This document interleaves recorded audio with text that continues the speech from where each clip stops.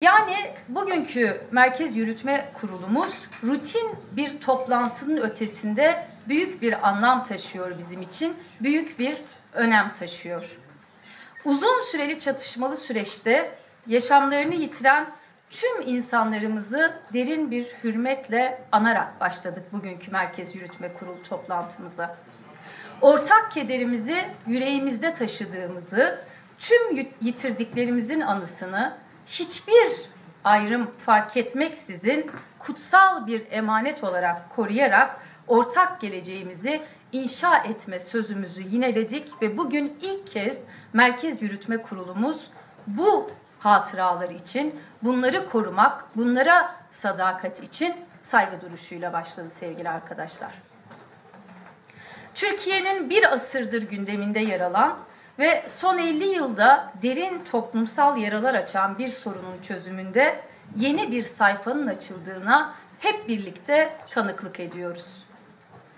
PKK kongre kararlarını açıkladı ve fesih kararını duyurdu. Aslında beklenen oldu çünkü ilk gün yani 27 Şubat çağrısından hemen sonra PKK'li yöneticiler yaptıkları açıklamada bu çağrının gereklerini koşullar sağlandığı takdirde yerine getireceklerini basın aracılığıyla sizlerin de bizlerin de takibiyle duyurmuşlardı.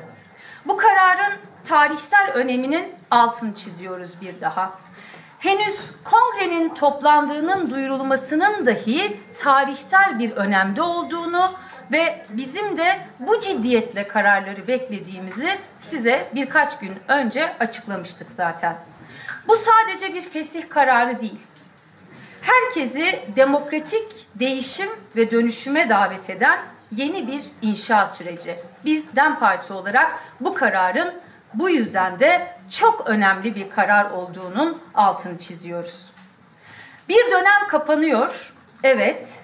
Yeni ve umut dolu bir dönemin ise kapısı aralanıyor ve hepimiz için aralanıyor.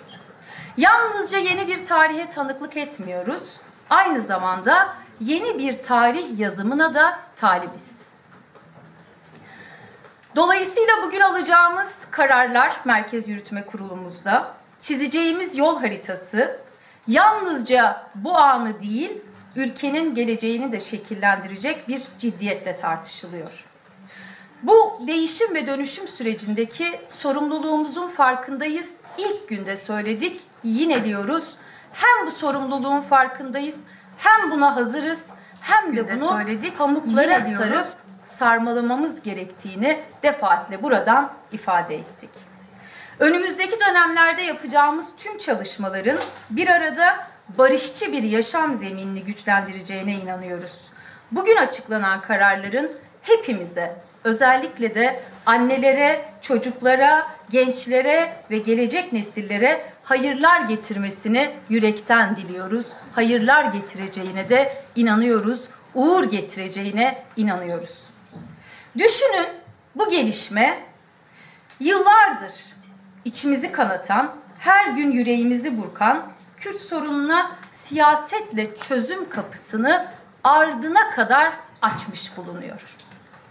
Artık Kürt sorununun demokratik çözümünün önünde engel gibi gösterilen, engel gibi konan, her defasında bir gerekçe olarak masaya konulan, gerekçe olarak gösterilen her şey ortadan kalkmış görünüyor. Çünkü PKK bugün silahlara veda ettiğini duyurdu. Bu büyük fırsatı heba etmemeliyiz. Keşke dememeliyiz. İyi ki yaptık diyebilmeliyiz. İyi ki sımsıkı sarıldık. İyi ki bu tarihsel fırsata bu kadar çok tutunduk ve halkların 100 yılını birlikte inşa ettik diyebilmeliyiz. Bu erteleyebileceğimiz bir şey değil sevgili arkadaşlar. Bu omuzlarımızdaki ağır ve çok kutsal bir sorumluluk. O nedenle hepimiz buna itinayla yaklaşmalıyız. Bu tarihi gün halkların gözyaşlarıyla, acılarla dolu geçmişinden bir gelecek yaratma iradesi, cesareti olarak görülmeli ve bu irade ve cesaret barışın büyük bir barışı kurmanın iradesi ve cesareti olarak kabul edilmeli. Burada önemli altını çizmek istediğimiz bir başka konu. Bıkmadan, usanmadan, komplolara, suikast girişimlerine, sabotajlara, provokasyonlara yıllardır tutulduğu tecride rağmen Sayın Öcalan'ın usanmadan onlarca yıldır yürüttüğü demokratik çözüm çabalarının bugün meyvesini verdiğini görüyoruz. O yüzden bunun öneminin ısrarla altını çiziyoruz. Koşulları, geçen dönemleri, akambete uğramış süreçleri, provokasyonları, ardındaki tarihsel background'ı hatırladığımızda bu arka planda birlikte bunu başarabilmiş olmak, bunu bugün ortaya çıkarabilmiş olmak herhangi bir karar olarak değerlendirilmemeli ve bu şekilde yaklaşılmalı. Şu saatlere kadar iktidar kanadından bu konuya dair gelen açıklamaları memnuniyetle karşıladığımızı da ifade etmek isteriz. Bu dakikalara kadar takip edebildiğimiz kadarıyla yapılan ilk açıklamalar, olumlu açıklamalar, ancak tabii önümüzdeki günleri ve bundan sonrasında birlikte izleyeceğiz, göreceğiz. Artık demokratik siyaset zemininde eşit yurttaşlığı, eşitlikçi bir kardeşlik hukukunu tesis etme sorumluluğuyla karşı karşıyayız. İşte o yüzden bundan sonrası iktidarından muhalefetine herkesi, hepimizi ilgilendiriyor diyoruz. Çünkü bu büyük bir sorumluluk, önemli bir sorumluluk. Tam 52 yıllık acı dolu bir tarihin ardından atılan bu adım, halkların birlikte yaşam isteğinin, Kürt halkının barışçı çözüm özleminin ve eşit yurttaşlık talebinin çığlığıdır. Böyle değerlendirilmeli. Bizden parti olarak bugünkü kararı barış, demokrasi ve özgürlük temelinde yepyeni bir olanak olarak görüyoruz. Bu olanakta buluşmaya davet ediyoruz herkesi. Bu çok tarihsel imkanı kalıcı hale getirmek için buluşmaya, güçlerimizi birleştirmeye ihtiyacımız var. Artık görevlerimiz de belli. Silahların değil, sözlerin konuştuğu bir dönemden bahsediyoruz. Hukukun ve siyasetin işlediği bir demokratik cumhuriyeti hep birlikte inşa edebilme göreviyle ve tarihsel sorumluluğuyla karşı karşıyayız. Bunun elbette en önemli adreslerinden biri Türkiye Büyük Millet Meclisi. Bunu epey zamandır söylüyoruz. Niye en önemli adreslerinden biri Türkiye Büyük Millet Meclisi? Çünkü meclis 100 yılın en hayırlı çalışmasını yapma sorumluluğuyla karşı karşıya. Temennimiz meclisin bu sorumluluğu layıkıyla üstlenmesi ve bu şekilde yaklaşmasıdır. Başta siyaset kurumu olmak üzere toplumsal dinamikler içinde tarihsel bir vicdan borcuyla karşı karşıyayız. O yüzden yalnızca siyaset kurumu değil, toplumun tamamına, Türkiye'li tüm yurttaşlara bugün çağrı yapıyoruz. Hepimizin bu sürece katabilecekleri var. Eleştirilerimizle, önerilerimizle, yapıcı katkılarımızla bu süreçte hep rol alabiliriz. Çünkü hep birlikte demokratik bir cumhuriyet inşa etmek istiyoruz. Niye herkes bu sürecin bir parçası olmalı? Çünkü tarihsel bir zorunlulukla da karşı karşıya içeri girip böyle tarihsel ilmek yeni her zaman ve demokratik Türkiye'yi olabileceğimiz şans kapıları aralamayabilir. O yüzden sevgili sonuna kadar açılmış bu kapıdan şimdi girip barışa ses verme zamanı diyoruz. Yeni eşit ve demokratik Türkiye'yi birlikte demokrasiye nefes olma zamanı. Bizden parti olarak sevgili Türkiye halklarla el ele demokratik çözüm sürecine barışa ses verme zamanı diyoruz. Bu tarihi çağrıya yaşam bulması için var gücümüzle çalışacağız. Bundan kimsenin şüphesi bizden parti olarak kimse kuşku halklarla el ele demokratik çözüm sürecinin güvencesi olacağız. Pek çok nedenle bu tarihi çağrıya bulması için var gücümüzle çalışacağız. Yitirdiklerimizin kimsenin anısıyla olmasın, kimse kuşku duymasın. Bunu hiçbir zaman unutmadan, bu çağrıyı onların anısına layıkıyla bağlı kalarak eşit, özgür, demokratik bir toplum yaratmak için var gücümüzle çalışacağız. usanmayacağız, yılmayacağız ve bu süreci koruyacağız. Bu tarihi dönüm noktasına hep birlikte sahip çıkmamızın, dönüp dolaşıp öneminin altını çizmemizin bir başka nedeni de şu: barış artık bir düş değil. Barış artık yalnızca bir ihtimal değil. Barış artık yalnızca üzerine konuşabileceğimiz bir konu değil. Çok daha ötesine geçti. İstersek, yapabilirsek, güçlerimizi birleştirirsek, gerçekten sahip çıkarsak, gerçekten tarihsel bir dönüm noktası olduğu konusunda konsensüs sağlayabilirsek, bu toplumsal mutabakat her yere yayılabilirse, bu sese herkes sahip çıkabilirse, o büyük toplumsal barışı gerçekleştirebiliriz işte. O yüzden bunun öneminin ısrarla altını çiziyoruz. Kaçınılmaz bir görev olduğu için. Demokrasi de artık bir umut değil, demokratikleşme de artık yalnızca üzerine konuşabileceğimiz bir konu değil. Bir zorunluluk olarak karşımızda, hepimizin ihtiyacı. Çünkü hepimizin demokratik, barışçı bir soluk almaya ihtiyacı var.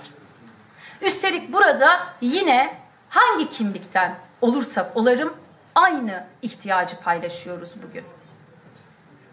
Şimdi bu görev, zorunluluk ve varlık gerekçelerimizi siyasi ve hukuki adımlarla da güçlendirmek gerekiyor. Barış ve demokratik toplum hepimizin ihtiyacı ise seyirci kalmak yerine aktif bir pozisyon almayı tercih etmemiz gerekir. Toparlarken, Merkez Yürütme Kurulumuz devam ediyor ve önümüzdeki dönem yapacaklarımıza ilişkin, yol haritamıza ilişkin yine ilerleyen günlerde sizlerle bunlar netleştikçe paylaşacağız biliyorsunuz. Ve son olarak şunu söylemek istiyoruz. Biz DEM Parti olarak herkesi ama herkesi aynı zamanda ezberlerini bozmaya da davet ediyoruz. Bu fırsatın ciddiyetine uygun bir şekilde pozisyon almaya davet ediyoruz. Bu süreç ne taviz ne teslimiyet, ne yenme ne yenilme sürecidir. Bu süreç barış ve demokratik toplumu inşa etme sürecidir. Bu süreç ne inkar, ne red, ne inkar, ne isyan, ne red, ne imha olmasın diye sımsıkı tutunmamız gereken bir süreçtir. Telaşa mahal yok, ancak hıza ihtiyacımız var. Niye hıza ihtiyacımız var? Çünkü böylesi süreçler aynı zamanda kırılganlıklar taşır bağrında. Kırılgan olmaması için telaş yapmadan hızlı bir biçimde bunu hukukla güçlendirmemiz gerekiyor. Hukukla güçlendirebilmek için de çok çeşitli yerlerin ve toplumun görevlerini az önce hatırlattık. O yüzden bu süreci korumak zorundayız. Çok teşekkürler geldiğiniz için, ilginiz için, dikkatleriniz için. Ellerinizi görüyorum, sorularınızı tahmin ediyorum. Ancak soru almayacağım arkadaşlar. Nedenini söyleyeceğim. Lütfen kusura bakmayınız. Biliyorum çokça soru var. Haklı sorular, daha çok tartışılacak konu var. Merak ettiğiniz başlıkların hepsini tahmin edebiliyoruz aşağı yukarı. Çünkü bunlar bizim de merak ettiklerimiz. Takdir edersiniz ki ve tahmin edersiniz ki bazı konulara ilişkin bizim de detaylı bilgilerimiz yok. Yani soracağınız bazı soruların mesela kongrenin koşulları oluştu mu ki kongre toplandı gibi bir soru sormayı istiyor olabilirsiniz. Ben de bu sıralarda oturuyor olsam aynı soruyu yöneltmek isterdim bu kürsüde kim olursa olsun ona, çünkü biz de merak ediyoruz. Ama bu sorunun yanıtı bizde yok. Takdir edersiniz ki bu soruların yanıtları daha çok PKK ve Sayın Öcalan'ın verebileceği yanıtlar. Şimdi Sayın Öcalan tecrit koşullarında şöyle, en azından şu anda kendisine sizler sorularınızı yöneltemiyorsunuz. Doğrudan bir irtibat ve temas kurulamıyor. Bu koşulların değişmesi gerektiğini biz buradan çok sık ifade ettik. Özgür çalışma koşullarının oluşması gerektiğini ve bu sürece aktif bir biçimde katılması gerektiğini. Temennimiz önümüzdeki dönem bunun da gerçekleşmesi. Yine Kandil'le ilgili soracağınız soruların gerçekten bizde yanıtları yok. Biz kamuoyuna açıklanan, basın aracılığıyla açıklanan kararlar dışında herhangi bir detaya sahip değiliz. Bunun dışında da şu anda yol haritamıza ilişkin henüz şu ana kadar paylaştığım dışında sizlere açıklayabileceğim yeni bir şey yok. Çok teşekkürler. Sağ olun geldiğiniz için, ilginiz ve dikkatiniz için. Yarın grup toplantımızda eş genel başkanımız Tuncer Bakırhan da bugünkü MYK toplantımızın ardından çıkanlar, yol haritamız ve yarına kadar yapılacak açıklamalar ve gelişmelerle ilgili de daha detaylı ve kapsamlı açıklamalar yapacaktır. Hem sizlere çok teşekkür ederiz hem de bizi ekranları başında izleyen sevgili DEM Parti gönüllüleri. Telaşa mahal yok ama aceleye ihtiyaç var dedik. Hıza ihtiyaç var dedik. Bunun nedenlerini en iyi DEM Parti gönüllüleri bilir. Çünkü çok büyük bedeller ödendi. Çok büyük acılar çekildi. İşte bu acılar, bu bedeller yeniden olmasın, yeniden ödenmesin. Daha güzel günlerde birlikte demokratik bir Türkiye'de yaşayabilmek için, eşitlikçi bir kardeşlik hukuku için bu hıza ihtiyacımız var ve bu süreci korumaya ihtiyacımız var. Farklı tartışmalara da boğmak istemiyoruz bugün alınan bu kararı. Asıl konuşmamız gereken şey bu karar, bu kararın yarattığı tarihsel fırsat, yeni bir dönem, yeni bir sayfa ve aralanan bu sayfaya layıkıyla sahip çıkmak. Tekrar çok teşekkür ederim geldiğiniz için. Sağ olun arkadaşlar. Çok haklısınız ama gerçekten size diyoruz. Bu hükümetin dış politikasına dair bir betim